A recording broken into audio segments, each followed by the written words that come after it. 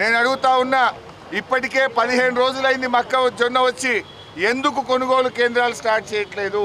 అంటే పంటంతా దళారుల పాలైన తర్వాత దళారుల దగ్గర మొక్కజొన్న కొట్టరా? మీరు రైతుకు మేలు చేస్తారా, దళారులకు మేలు చేస్తారా?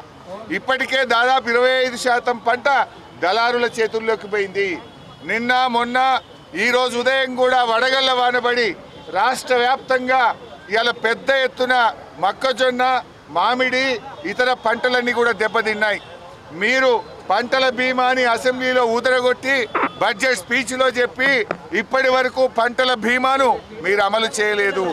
పంటల బీమా అమలు చేయరు, రైతుకు ఇన్పుట్ సబ్సిడీ కూడా ఇవ్వడం లేదు.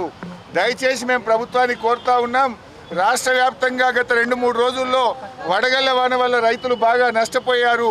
వెంటనే వ్యవసాయ శాఖ అధికారులకు ఆదేశాలు ఇచ్చి ఎన్యూమరేషన్ చేసి ఇన్పుట్ సబ్సిడీ ఇచ్చి రైతాంగాన్ని ఆదుకోవాలని కూడా కోరుతా ఉన్నాం.